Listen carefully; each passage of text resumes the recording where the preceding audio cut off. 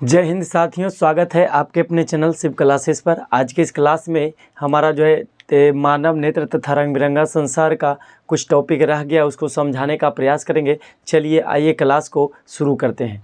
देखिए हमारा जो है चैप्टर का जो है मानव नेत्र तथा रंग बिरंगा संसार, इससे पहले कई वीडियो को हम बना दिए हैं। यदि आप नहीं देखे हैं तो आप अवश्य इससे पहले का वीडियो अवश्य देखिएगा प्लेलिस्ट में जा करके, ताकि आपको विस्तार से समझ में आएगा ये चैप्टर कि मानव नेत्र तथा रंग बिरंगा संसार किस तरीका का जो चैप्टर, मतलब इसमें क्या क्या पॉइंट आया है और बेसिकली से समझना है तो आपको शुरुआती दौर का जो है वीडियो है उसको देखना पड़ेगा। चलिए अब हमारा चलता है। अब इसमें आएगा मानव नेत्र तथा रंग बिरंगा संसार में, उसमें जो आप एक टॉपिक लिए हैं उसका नाम है लेंस की क्षमता। आपसे पूछा जाएगा कि लेंस की क्षमता क्या होता है, what is the power of lens. ठीक है, यानी लेंस की क्षमता से आप क्या समझते हैं। सवाल ये अक्सर पूछे जाते हैं कि लेंस की क्षमता से आप क्या समझते हैं, तो जवाब देना है लेंस की क्षमता का मतलब हुआ, लेंस कहते हैं चश्मा को, चश्मा को क्या कहते हैं, लेंस कहा जाता है। ठीक है, लेंस का मतलब हो गया, लेंस का शाब्दिक अर्थ हो गया चश्मा से, लेंस का मतलब हो गया चश्मा, लेंस का मतलब क्या समझेंगे, चश्मा। और लेंस की क्षमता का मतलब होता है एक ऐसा पारदर्शी पदार्थ जिससे प्रकाश की किरणें गमन तो करती है, और वह क्या करता है, लेंस की क्षमता मतलब किरणों को, इस बात को ध्यान रखिएगा, लेंस की क्षमता का मतलब हुआ कि प्रकाश की किरणों को कितना झुकाता है, कितना मोड़ता है, ध्यान रखिएगा, कितना मोड़ने का कार्य करता है, कितना मोड़ता है, वह क्या कहलाएगा, लेंस की क्षमता कहलाएगा। कहने का मतलब हुआ कि जो लेंस प्रकाश की किरणों को ज़्यादा मोड़ेगा उसकी लेंस की क्षमता अधिक होगी, और जो प्रकाश की किरण जिसमें बोलेंगे जो प्रकाश की किरणों को कम झुकाएगा, कम मोड़ेगा, यानी उसको क्या कहेंगे, लेंस की क्षमता क्या है, कम है। अब ध्यान रखिएगा, हम लिखे हैं लेंस की क्षमता का शाब्दिक अर्थ होता है प्रकाश की किरणों को कौन कितना मोड़ता है। जो लेंस जितना अधिक मोड़ेगा उसका प्रकाश के लेंस की क्षमता क्या होगी, उतना ही अधिक होगी। इस बात को ध्यान रखिएगा। तो लेंस की क्षमता का अर्थ होता है कि जब किसी कांच या प्रिज्म से होकर जब लेंस से होकर या तो किसी कांच या प्रिज्म से होकर प्रकाश की किरणें गुजरती है, तो प्रकाश का क्या होता है, अपवर्तन होता है, मुड़ने का कार्य होता है। और यह मोड़ने की इसी घटना, प्रकाश के किरण को जब उसमें गुजारा जाता है, जब किसी लेंस से या प्रकाश ये प्रिज्म से जब किसी प्रकाश को गुजारा जाता है तो किरणों को क्या करता है, मोड़ता है। तो किरणों के मोड़ने की इसी घटना को प्रकाश का अपवर्तन तो कहते ही हैं, लेकिन जो किरणों को मोड़ने का कार्य करता है तो लेंस की यही क्षमता क्या कहलाती है, लेंस की क्षमता कहलाती है। यानी किरण को मोड़ने की इसी घटना को क्या कहेंगे, लेंस की क्षमता कहते हैं। लेंस की क्षमता का मतलब होगा कि जब प्रकाश की किरणें किसी प्रिज्म या लेंस से होकर गुजारा जाता है तो प्रकाश की किरणों को मोड़ने का कार्य करता है, और लेंस द्वारा किरणों को मोड़ने की यही क्रिया को क्या कहेंगे, लेंस की क्षमता कहते हैं। ठीक है, क्लियर हो गया। अब लेंस की क्षमता समझ में आ गया। लेंस की क्षमता के बारे में बताएंगे कि जब कोई लेंस या प्रिज्म से होकर प्रकाश को किरणों को गुजारा जाता है, वह क्या करता है, वह जो है प्रकाश की किरणों को मोड़ने का काम करता है। तो जो मोड़ता है इसे ही क्या कहते हैं, लेंस की क्षमता कहते हैं। लेंस की क्षमता का मतलब हुआ कि किरण को कितना मोड़ रहा है, कितना झुका रहा है। ठीक है, तो इसमें लिखे हैं लेंस की क्षमता, पावर ऑफ द लेंस का क्षमता होगा जब किसी लेंस से होकर प्रकाश की किरणें को गुजारा जाता है तो प्रकाश के किरण को मोड़ने की इसी घटना को प्रकाश का अपवर्तन तो कहते हैं, लेकिन मोड़ने की इस क्रिया को लेंस की क्षमता कहा जाता है। अब ध्यान रखिएगा, अब एक बात ध्यान रखिएगा कि मोटे लेंस की क्षमता क्या होती है, अधिक होती है। मोटे लेंस की क्षमता क्या होती है, अधिक होती है। चलिए इसको समझने का प्रयास करते हैं। मोटे लेंस की क्षमता क्या होती है, अधिक होती है। इसको समझिएगा। ठीक है, किरणों को मोड़ना, जो किरणों को ज़्यादा मोड़ेगा उसका लेंस की क्षमता क्या होगा, अधिक होगा। अब देखिए क्या होता है कि प्रकाश की किरण जो है मोटे लेंस की क्षमता, मान लिए कोई एक लेंस लिए है जिसका इस तरह सा लेंस बना हुआ है, ये हमारा क्या है, उत्तल लेंस है। यह क्या करेगा, किरणों को काफ़ी जो है हद तक मोड़ देगा। अब ये कैसे मोड़ेगा देखिएगा, ये हमारा जो है उत्तल लेंस लिए हैं और इसमें प्रकाश की किरणों को हम गुजार रहे हैं। ठीक है, प्रकाश की किरणों को जब गुजारा जाता है, प्रकाश की किरणों को जब हम इसमें गुजारेंगे, देखिए इसमें हम गुजारते हैं तो क्या होता है, मान लिया अनंत से आ रही किरणें और यहाँ पर आने के बाद क्या हुआ, किरणों को ज़्यादा से ज़्यादा झुकाने का कार्य करेगा, ज़्यादा से ज़्यादा झुकाने का कार्य करेगा। इसी को क्या कहेंगे, लेंस का क्या कहते हैं, क्षमता कहते हैं। अब देखिए यहाँ पर मोड़ दिया, और एक और लेंस लेते हैं जो पतला लेंस है, इस तरह से लेंस लेते हैं, एक पतले लेंस की क्षमता देखते हैं। इसमें क्या है, हम मान लिए कि प्रधान अक्ष इसका मान लेते हैं, और यहाँ से जैसे प्रकाश की किरणें आती है तो मोड़ने का कार्य तो करता है, लेकिन यहाँ जाकर मुड़ता है। ठीक है, अब देखिए दोनों में क्या फ़र्क पड़ा, दोनों में डिफरेंस आपको दिख रहा होगा जहाँ भी मिल जाए। अब देखिए हमारा क्या है, ये हमारा लेंस की क्षमता कहलाएगा। ये पतले लेंस की क्षमता क्या थी, याद रखिएगा, पतले लेंस की क्षमता क्या होती है, अधिक होती है। पतले लेंस की क्षमता कम होती है, सॉरी, पतले लेंस की क्षमता क्या होती है, कम होती है। और एक बात ध्यान रखना है, नोट में ध्यान रखिएगा, नोट में ध्यान क्या रखना है आपको, कि पतले लेंस की क्षमता क्या होती है, पतले लेंस की क्षमता कम, और फोकस दूरी याद रखिएगा, फोकस दूरी क्या होती है, फोकस दूरी अधिक होती है। फोकस दूरी क्या होती है, अधिक। कैसे, तो अभी देखते हैं कैसे अधिक होती है। इस बात को ध्यान रखिएगा, जो लेंस पतला होता है, किरण को मोड़ने की घटना को बार बार हम तो समझा रहे हैं कि लेंस की क्षमता का मतलब आपको डाउट में नहीं होना है कि लेंस की क्षमता का शाब्दिक अर्थ हुआ कि कोई लेंस है, उसमें जब प्रकाश की किरणें गुजरने पर जो मोड़ देता है, जो जितना मोड़ेगा उसका लेंस की क्षमता अधिक होगी। तो किरणों को मोड़ने की इसी घटना को लेंस की क्षमता कहा जाता है। जब चश्मा के द्वारा जो है किरणों को मोड़ा जाता है, इसको कहते हैं लेंस की क्षमता। क्लियर है, लेंस की क्षमता किसका, पावर ऑफ द लेंस की क्षमता से आप क्या समझते हैं, जब किसी लेंस से प्रकाश को किरणों को गुजारा जाता है तो प्रकाश की किरण को मोड़ने की इसी घटना को जो मोड़ने का कार्य होता है, तो इसे क्या कहते हैं, लेंस की क्षमता कहते हैं। अब देखिए लेंस की क्षमता, एक बात और ध्यान रखिएगा, मोटे लेंस की क्षमता क्या होती है, यदि बताएंगे कि मोटे लेंस की क्षमता अधिक होती है, यानी कहने का अर्थ है कि मोटे लेंस की क्षमता अधिक है, मतलब मोड़ता ज़्यादा है। जो ज़्यादा मोड़ेगा उसका क्षमता अधिक होगी, जो कम मोड़ेगा उसका क्षमता कम होगा। तो देखिए ज़्यादा मोड़ने वाला कौन है, मोटा लेंस है। ये किरणों को तुरंत यहाँ मिला दिया, और इसका देखा जाए, अगर जो मान लिया जाए इन दोनों का जो दूरी देखा जाए, मान लीजिए 10 सेंटीमीटर है, ये कितना है, यहाँ से यहाँ मान लीजिए, यहाँ से यहाँ मानिए 15 सेंटीमीटर की दूरी पर मुड़ा। तो यहाँ कहने का मतलब, इसका जो पॉइंट है 15 सेंटीमीटर की दूरी पर है, तो कहने का मतलब हुआ कि 5 सेंटीमीटर दूरी चला गया किसका, पतले लेंस की।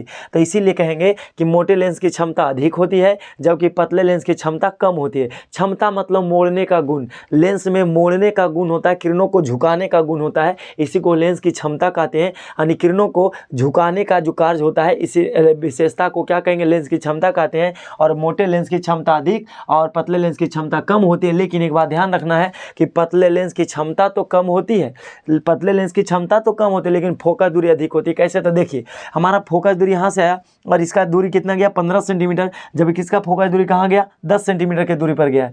मतलब इसका जो है दूरी ज़्यादा है, इसका दूरी कम है, मतलब फोकस दूरी क्या है, ज़्यादा। किसका ज़्यादा है, तो इसको बताएंगे उत्तल लेंस लिए हैं, लेकिन यहाँ एग्जाम्पल समझाना चाह रहे हैं, पतला और मोटा लेंस दोनों तो उत्तल लेंस का ही उदाहरण लिए हैं, लेकिन यहाँ पर क्या है, पतला साइज लिए हैं, यहाँ पर मोटा साइज है। तो इसका साइज जो आकार मोटा है और इसका साइज क्या है, पतला है। तो पतले लेंस की क्षमता देखिएगा कम है, लेकिन किरणों को कम मुड़ता है, कम झुकाता है, इसलिए किरणों को ज़्यादा दूरी पर जाकर मिलाता है। तो ज़्यादा दूरी पर मिलाया तो क्या कहलाएगा, फोकस दूरी अधिक। और इसमें बताएंगे फोकस दूरी कम, जिसका क्षमता अधिक उसका फोकस दूरी कम। तो इसके लिए ध्यान रखिएगा। तो इसीलिए एक रूल बनता है, लेंस की क्षमता P बराबर बनता है P बराबर 1/f। P बराबर क्या होता है, 1/f। Power of the lens बराबर होता है P बराबर 1/f। फोकस दूरी के क्या होता है, व्युत्क्रमानुपाती होती है। लेंस की क्षमता P बराबर याद रखिएगा 1/f। और लेंस की क्षमता का एसआई मात्रक क्या होता है, इसमें याद रखना है, लेंस की क्षमता का एसआई मात्रक क्या होता है, डायोप्टर। क्या होता है, डायोप्टर। इस बात को ध्यान रखिएगा। लेंस की क्षमता का एसआई मात्रक बताएंगे, डायोप्टर होते हैं, इसे डायोप्टर द्वारा दिखाया जाता है। और लेंस की क्षमता जो है, लेंस की क्षमता P बराबर 1/f। यानी लेंस की क्षमता जो होती है फोकस दूरी के व्युत्क्रमानुपाती होती है, वो उल्टा होता है। मतलब यदि लेंस की क्षमता बढ़ेगा तो फोकस दूरी घटेगा, और यदि फोकस दूरी का मान बढ़ेगा तो लेंस की क्षमता का मान घटेगा। और यदि लेंस की क्षमता का मान, देखिए ध्यान रखिएगा, इसमें आपको कन्फ्यूजन हो जाएगा, तो इसमें ध्यान रखना है कि लेंस की क्षमता P बराबर 1/f, मतलब लेंस की क्षमता जो होती है फोकस दूरी के क्या होती है, व्युत्क्रमानुपाती होती है। व्युत्क्रमानुपाती होती है कौन, जो लेंस की क्षमता P जो होता है 1/f फोकस दूरी के व्युत्क्रमानुपाती होती है। कहने का मतलब हुआ कि यदि देखिए इसमें क्या है, लेंस की क्षमता इसका क्या अधिक है, इसका लेंस की क्षमता क्या है, अधिक है, तो फोकस दूरी क्या हुआ, कम गया। तो लेंस की क्षमता जब अधिक होगी, जब लेंस की क्षमता अधिक होगी तो फोकस दूरी कम जाएगा, और जब फोकस दूरी कम जाएगी तो लेंस की क्षमता क्या होगा, अधिक होगा। और यदि इसी की बात बताएंगे कि जिसकी लेंस की क्षमता अधिक है तो फोकस दूरी क्या है, कम है। लेंस की क्षमता कम है तो फोकस दूरी क्या है, अधिक है। चलिए इतना बात को समझ चुके होंगे। और यदि फिर भी दिक्कत हो जाता है तो आप अवश्य कमेंट कीजिएगा। कमेंट करने के लिए कमेंट सेक्शन खाली पड़ा है, आप उसमें कमेंट कीजिएगा। यदि कोई डाउट होता है, कोई समस्या होती है तो आप उसमें कमेंट कीजिएगा, हम उसको निदान करने का प्रयास करेंगे। चलिए आगे हमारा टॉपिक है प्रकाश का वर्ण विक्षेपण या परिक्षेपण। आपसे पूछा जाएगा लेंस की क्षमता का ऐसा ही मात्रक क्या होता है, तो बताएंगे लेंस की क्षमता का ऐसा ही मात्रक डायोप्टर होता है, जिसे डी द्वारा निरूपित किया जाता है। जिसे क्या द्वारा, तो जिसे डी द्वारा निरूपित किया जाता है। कभी क्या आप चश्मा में देखिएगा तो +4D लिखा रहेगा, 2D लिखा रहेगा, 3D लिखा रहेगा, तो समझिए डायोप्टर दिखा रहा है लेंस की क्षमता। एक डायोप्टर क्या होता है, उचित फोकस दूरी वाले 1 मीटर उचित फोकस दूरी वाले लेंस की क्षमता को एक डायोप्टर कहते हैं। चलिए इसको भी समझ लेते हैं, एक डायोप्टर क्या होता है। यदि आपसे पूछा जाएगा कि एक डायोप्टर से आप क्या समझते हैं, तो एक डायोप्टर, यदि आपसे पूछ दिया जाए कि एक डायोप्टर से आप क्या समझते हैं, एक डायोप्टर से आप क्या समझते हैं, तो एक डायोप्टर के बारे में बताएंगे कि उचित फोकस दूरी वाले 1 मीटर उचित फोकस दूरी वाले लेंस की क्षमता को एक डायोप्टर कहा जाता है। एक डायोप्टर का मतलब 1 मीटर में 100 सेंटीमीटर, तो 1 मीटर उचित फोकस दूरी वाले लेंस की क्षमता को 1D कहते हैं, 1 डायोप्टर कहा जाता है। चलिए क्लियर हो गया, तो आगे बढ़ते हैं। अब प्रकाश का वर्ण विक्षेपण क्या होता है, प्रकाश का परिक्षेपण क्या होता है। प्रकाश का वर्ण विक्षेपण का मतलब हुआ, वर्ण विक्षेपण का मतलब होता है बिखेरना, ठीक है। अब यहाँ परिक्षेपण, तो इसी को कहते हैं प्रकाश का वर्ण विक्षेपण या तो परिक्षेपण, इसका 2 नाम है। प्रकाश का आपसे पूछा जाएगा प्रकाश के वर्ण विक्षेपण से आप क्या समझते हैं, या तो पूछा जाएगा प्रकाश के परिक्षेपण से आप क्या समझते हैं। इसका अंग्रेजी में डिस्पर्सन ऑफ लाइट क्या है, अब इसको समझिएगा। देखिए जो भी बातें लिखते जाते समझाते हैं उसको पर फोकस कीजिएगा तो समझ में आ जाएगा। अब चलते हैं प्रकाश का वर्ण विक्षेपण क्या होता है। प्रकाश का परिक्षेपण या तो वर्ण विक्षेपण से आप क्या समझते हैं। तो देखिए जब प्रकाश की किरणों को जो है किसी प्रिज्म से होकर गुजारा जाता है, तो जब सूर्य के श्वेत प्रकाश को किसी प्रिज्म से होकर गुजारा जाता है तो 7 रंगीन पट्टी प्राप्त होती है। क्या होता है, सभी रंग जो है 7 कलर में बट जाते हैं। तो सूर्य के प्रकाश के 7 रंगों में बटने की इसी घटना को प्रकाश का परिक्षेपण या विक्षेपण कहा जाता है। फिर से आइए कैसे बोलेंगे, फिर से सुनते हैं। प्रकाश का परिक्षेपण से आप क्या समझते हैं, तो बताएंगे जब सूर्य के प्रकाश की किरणों को जब किसी प्रिज्म से होकर गुजारा जाता है तो वह जो श्वेत प्रकाश, सूर्य का श्वेत प्रकाश 7 अवयवी रंगों में विभक्त हो जाती है। तो सूर्य के प्रकाश के 7 रंगों में बटने की इसी घटना को प्रकाश का वर्ण विक्षेपण या परिक्षेपण कहा जाता है। उतना लॉन्ग बात नहीं लिख पाएंगे, इसलिए हम आपको समझाने का प्रयास करें। चलिए आइए समझते हैं प्रिज्म। अब प्रिज्म क्या है देखिएगा, ये हमारा क्या है, प्रिज्म है। और प्रिज्म से क्या होती है, 7 जो है इसमें एक सूर्य का लाइट लेते हैं। अब इसमें क्या है, एक सूर्य बना लेते हैं। क्या है, हमारा सूर्य बाबा है, अब सूर्य मामा है, बाबा है, जो भी है। चलिए काम चलाते हैं, चलिए ठीक है। थोड़ा और ढंग से बना लेते हैं सूर्य देव को। अब जो है हमारे सूर्य देवता हैं, ध्यान रखिएगा, ये हमारे क्या है, सूर्य देवता हैं। अब देखिए चलिए अब सूर्य भगवान बन चुके हैं, ठीक है। अब इसमें क्या है कि लाइट, अब जिससे लाइट निकला, कोई एक ऐसा किरण निकला जो इस तरह से जा रहा है, ठीक है। और यहाँ आने के बाद क्या हुआ, ध्यान से देखिएगा, यहाँ आने के बाद किरणें जो है ऐसे हो जाती है, ठीक है। किरण जो है यहाँ से आने के बाद कुछ मुड़ेगा, यहाँ से आने के बाद थोड़ा से मुड़ेगा, ऐसे चला जाएगा, थोड़ा से आया, यहाँ से आया, फिर यहाँ जो है किरणें यहाँ से आने के बाद जैसे 7 रंगीन पट्टी में प्राप्त हो जाती है। और जैसे यहाँ 7 विभिन्न पट्टियों में बटेगा तो इस तरह से बटेंगे। यहाँ से आने के बाद थोड़ा सा यहाँ आएगा, यहाँ आने के बाद थोड़ा से झुक जाएंगे। ये 7 कलर में बट जाते हैं, ठीक है। 7 कलर में बट जाते हैं। सूर्य का प्रकाश कितने किरणों में, 7 किरणों में बटेंगे। 7 कलर होते हैं सूर्य के प्रकाश में, श्वेत प्रकाश में। ये हमारा क्या है, सूर्य का श्वेत प्रकाश है, सूर्य का श्वेत प्रकाश है, इस श्वेत प्रकाश को लिए हैं। ये हमारा प्यारा सा क्या है, प्रिज्म है।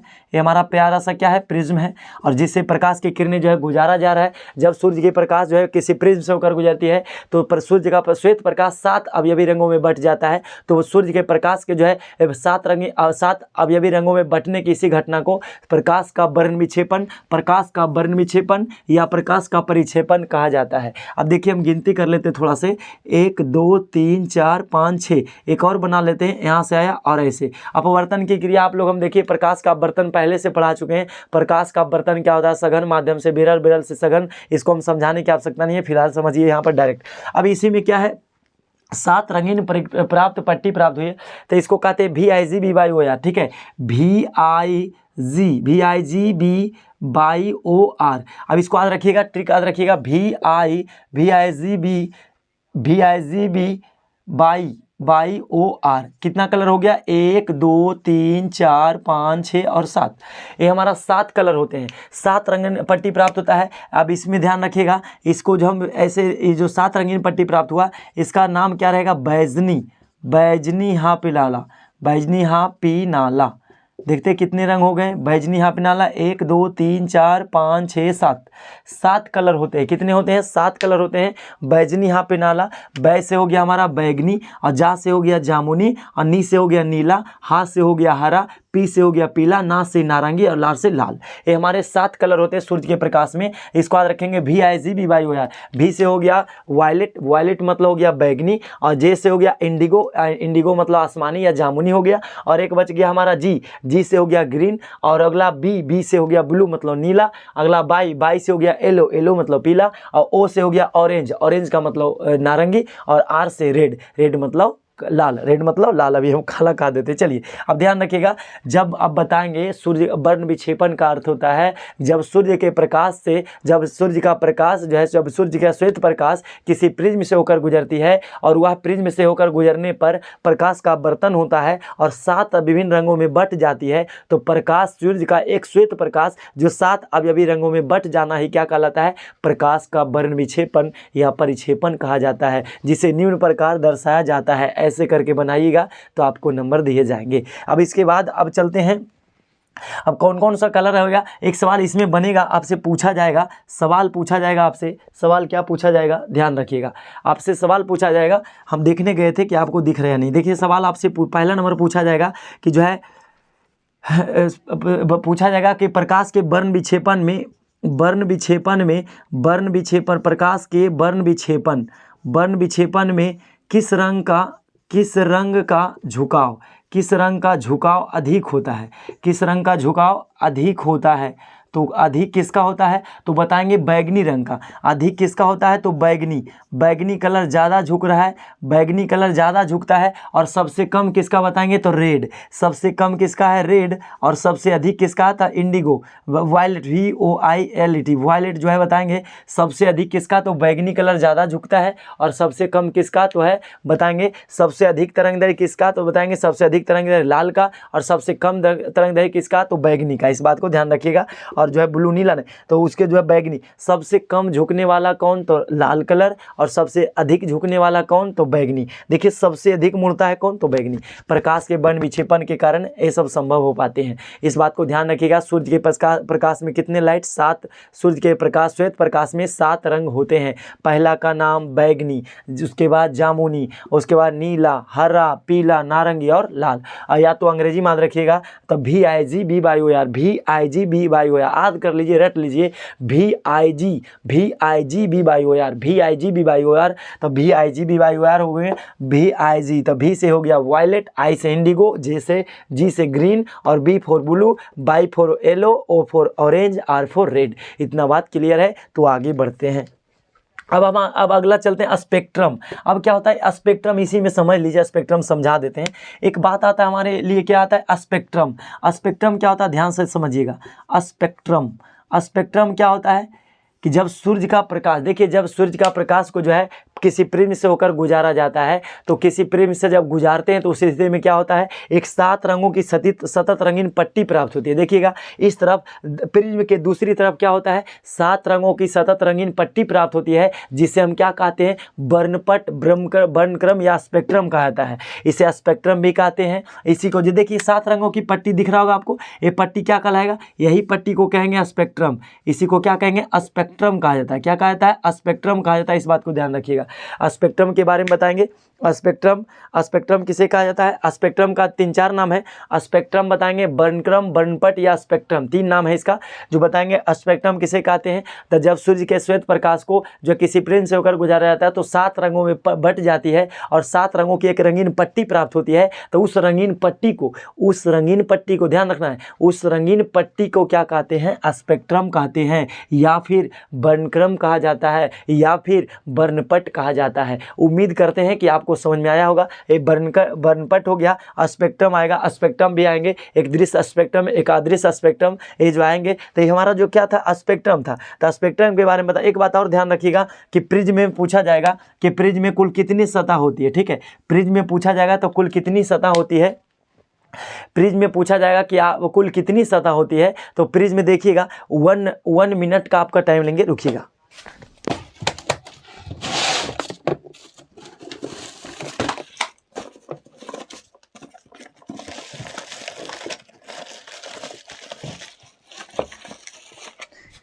चलिए, आपका टाइम लेने का कुछ जो है सो सॉरी, आपका जो है 1 मिनट गवा दिए, लेकिन फिर भी समझिएगा। देखिए, हम बात समझा रहे हैं प्रिज्म का। तो यही देखिए हमारा प्रिज्म है, यही हमारा क्या है, प्रिज्म है। आपको दिख रहा होगा ये हमारा क्या है, प्रिज्म है। अब प्रिज्म में क्या होता है, यही देखिए हमारा ऐसे इस तरह से रखा गया है। और इसमें जब सूर्य का प्रकाश, श्वेत प्रकाश जब जाती है तो 7 रंगों में बट जाती है। तो 7 विभिन्न रंगों में एक कलर पट्टी प्राप्त होता है इस तरफ। इसको कहते हैं वर्णपट, वर्णक्रम या तो स्पेक्ट्रम कहा जाता है। और इसे क्या कहते हैं, प्रिज्म कहते हैं। तो प्रिज्म में एक सवाल आपसे पूछा जाएगा कि प्रिज्म में कुल कितनी सतह होती है। सवाल रहेगा कि प्रिज्म में कुल कितनी सतह होती है, तो गिनेंगे। देखिए, गिनती करके लाइव दिखाते हैं तो बताएंगे।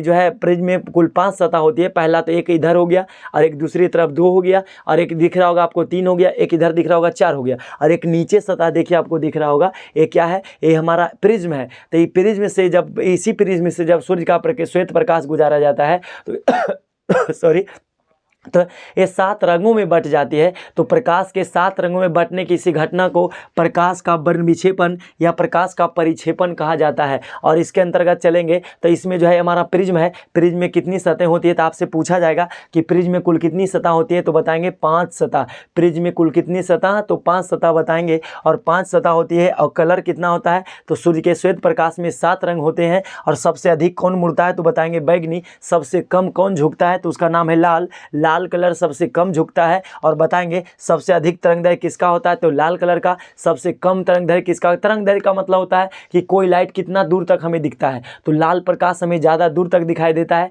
इसलिए आप बाज़ारों में देखिएगा कि जो है सत्तू बेचने वाले जो लोग होते हैं, दुकानदार, वो क्या करते हैं, अपने घड़ा में एक लाल टाइप का जो है कपड़ा लपेट देते हैं। उससे क्या होता है, आँख आकर्षित होता है और हम लोग पीने के लिए चले जाते हैं। ये हमारा था लाल कलर का तरंगदैर्घ्य। तो जिसका तरंगदैर्घ्य अधिक होता है, इसलिए लाल कलर का तरंगदैर्घ्य अधिक होने के कारण इसके जो है रेलवे लाइन जो है, रेलवे जो होता है, रेलवे लाइन के पट सिग्नल के रूप में प्रयोग किया जाता है, संकेतक के रूप में प्रयोग किया जाता है लाल कलर का प्रयोग। और भी कहीं कहीं टावर में भी देखिएगा तो जो टावर होते हैं उनमें भी लाल कलर का प्रयोग किया जाता है, लाल बत्ती सेट कर दिया जाता है, ठीक है। तो बताएंगे सबसे अधिक तरंगदैर्घ्य किसका, लाल का। सबसे कम तरंगदैर्घ्य किसका, तो बैगनी का।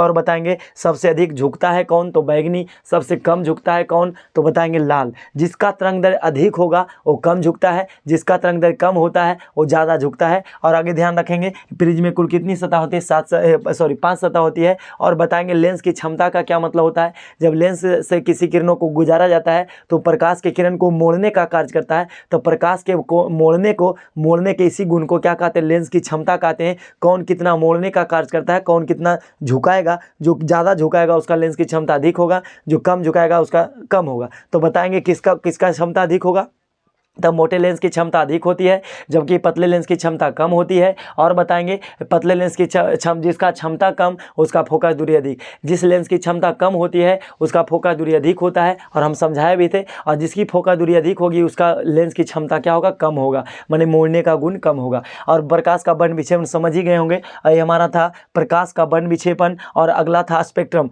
स्पेक्ट्रम क्या होता है कि जब किसी प्रिज्म से होकर, देखिए जब किसी स्पेक्ट्रम के बारे में बताएंगे, जब सूर्य का श्वेत प्रकाश किसी प्रिज्म से होकर गुजारा जाता है, तो जब गुजारते तो 7 रंगों की सतत रंगीन पट्टी प्राप्त होती है। तो उस रंगीन पट्टी को क्या कहते हैं, 7 रंगों की सतत रंगीन पट्टी को कहते हैं स्पेक्ट्रम, या तो वर्णक्रम या तो वर्णपट कहा जाता है। स्पेक्ट्रम कितने प्रकार के होते हैं, तो बताएंगे स्पेक्ट्रम 2 प्रकार के होते हैं, मुख्यतः 2 प्रकार के। एक का नाम दृश्य स्पेक्ट्रम, एक का नाम अदृश्य स्पेक्ट्रम। दृश्य का मतलब जो हमें दिखता है उसको दृश्य स्पेक्ट्रम कहते हैं, यानी जिस कलर को हम देख सकते हैं उसको दृश्य स्पेक्ट्रम, और जिस कलर को हम नहीं देख सकते उसको कहेंगे अदृश्य स्पेक्ट्रम कहा जाता है। इस बात को ध्यान रखिएगा और बाकी जो टॉपिक रह गया है उसको अगले क्लास में हम समझाने का प्रयास करेंगे। और मेरे चैनल पर पहली बार है तो वीडियो को जो है देखिए और लाइक कीजिए अच्छा लगता है तो, और चैनल पर पहली बार है तो सब्सक्राइब अवश्य कर लीजिए ताकि समय समय पर आपको नोटिफिकेशन मिलता रहेगा और हम आपसे जो है मिलते रहेंगे और आप भी कुछ ना कुछ जानकारी सीखते रहेंगे। और आपको हम वादा किए हैं कि आपको हम समझा कर ही छोड़ेंगे, साइंस को समझाते हुए चलेंगे।